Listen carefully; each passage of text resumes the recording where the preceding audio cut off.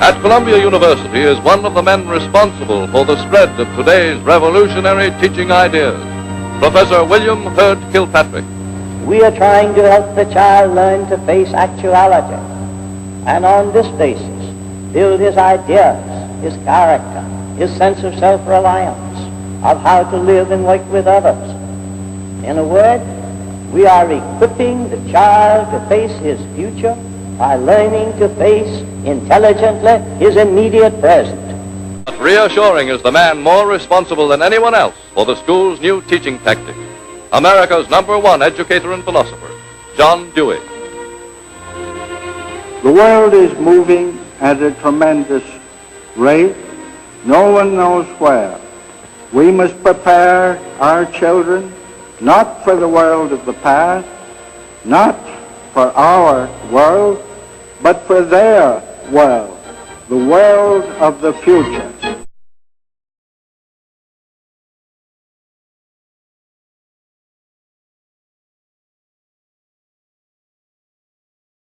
Yesterday found only in a half dozen advanced experimental schools. Today, in tens of thousands of public schools from Santa Monica, California to Bronxville, New York, progressive education is in force.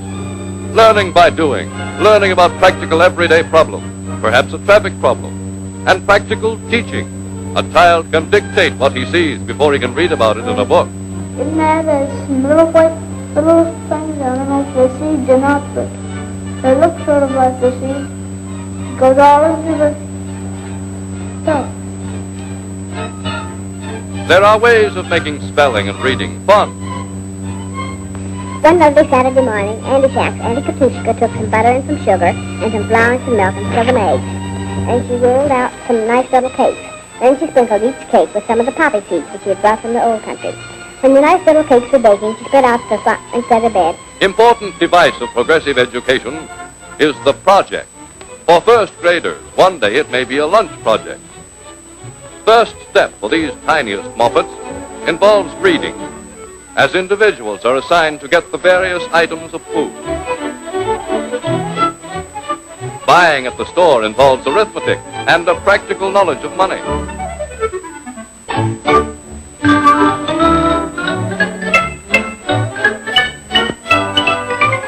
Then comes the serious business for moppets of cooperating with each other in preparing lunch. This youngster is learning that butter is made from cream. He knew that cream came from a cow.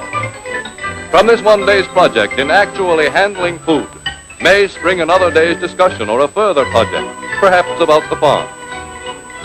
For these tots, even waiting to begin to eat is a lesson in self-restraint.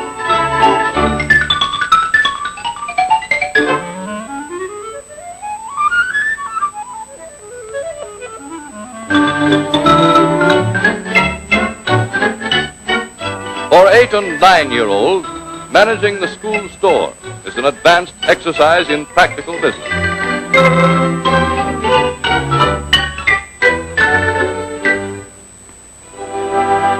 For 12- to 14-year-old projects, buses run daily to inspect the everyday world outside. Studying airplanes and their operations will soon involve every phase of schooling, from manual training to commercial geography. And the youngster's creative imagination is not neglected. Once there was a bear that was twice the size of the earth and lived on the sun. Only one side of the sun was hot. The other side of the sun was dark and cold.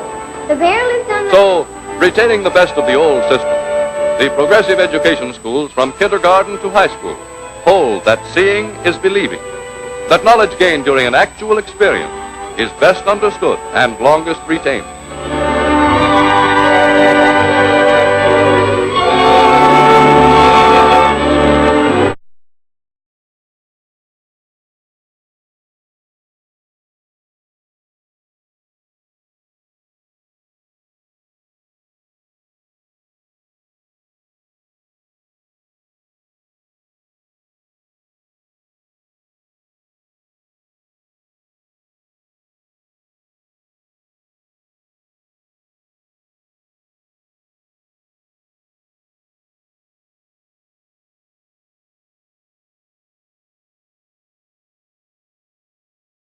It's a really cool school. I've never gone to a school quite like it. Well, we get to design games and play each other's games.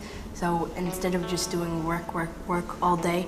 Well, we have the basic classes of a school, but we gave them different names. Like math is called Code World, science is the way things work. We learn everything that all the other schools learn. We just learn it differently. My name is Katie Salen, and I wear a couple of different hats. One, I'm a professor at Parsons, the New School of Design, and I teach in a program there called Design and Technology.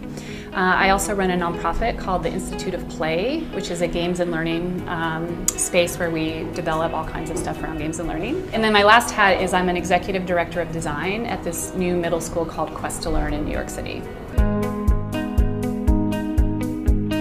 Quest to Learn is a new 6th grade through 12th grade public school that opened in New York City in fall 2009. And it's a school that has the tagline School for Digital Kids.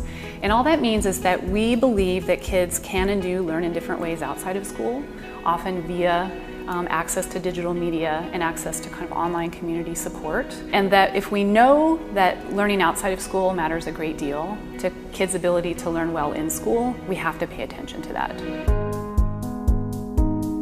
So it's a school that from the ground up has been designed to leverage the kind of digital lives of kids. And it also looks at the notion of how games work as learning systems, and it's developed a pedagogical approach that delivers what we call game-like learning. And all that means is that kids are dropped into complex challenge-based contexts that they have no ability to solve at the beginning of 10 weeks. And then that 10-week structure, what we call a mission, is broken down into a series of smaller challenges that scaffold and really engage that kid in learning how to do something that will allow them to solve that complex problem. And watching these games, you realize the reason why these games are so popular is they're so carefully balanced between offense and defense. There's so many choices, there's so many challenges. We're trying to prove that game design can help kids think deeper and more abstractly about everything else. And that we feel that the thing about game design is that that's this generation's mode of discourse. It's a fully mainstreamed art form, just like cinema is. But 100 years ago, you couldn't study cinema in a school. Now every school has a cinematography class. And game design has now reached a sort of mainstream acceptance. It's how kids socialize, by playing games. A lot of concerns that parents have when we start talking about games is a concern around competition and a concern around notions of kind of incentives and rewards. And what they get worried about is, oh, there's this game stuff where kids get addicted and all they want to do is get better, better, better, better, better. And so we've tried to strike a balance with that, to say that, well, what's really awesome about that is that kids are driven to get better. And one thing games do very, very well is they understand how to incentivize players to want to get better. I mean, he has 2 goals, but one of them is impossible to get to. Okay. My game has 2 goals that are both possible to get to. So the way that our curriculum is structured is mission and quest-based, so it actually builds on that trope from online gaming. And the idea is that quests actually get harder as you move through them because you're actually developing tools and developing knowledge and developing experiences. And the goal is that you actually can't move to a quest until you've completed one prior. They're proceeding through some kind of challenge and they're getting closer to some kind of end goal. And we have found that that's very motivating for kids, that they know where they're at, they know how far they've come, and they know what they need to work on. Game design is not just sitting in front of a computer and creating a game where somebody runs around collecting coins or something.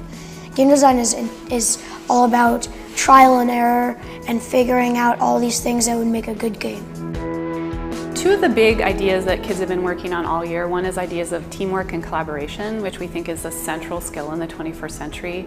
Being able to not only work together with somebody, but to have a specific expertise and being able to talk with someone about that, share with someone about that, and kind of co-build something together. The second idea is around this idea of multimodality, of kids being able to read and encounter text and stories and image making in a lot of different kinds of mediums.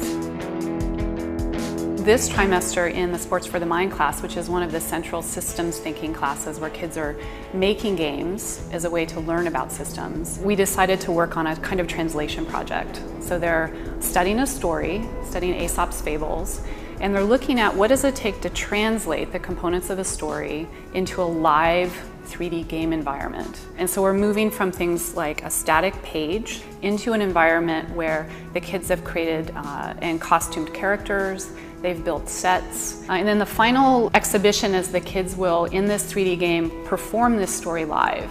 So it's a little bit like a virtual theater performance of a story that has come from a kind of oral tradition of storytelling, moved to a printed page, moved to a kind of graphic novel format, now into a 3D game environment. We think that design thinking is actually a way of looking at the world.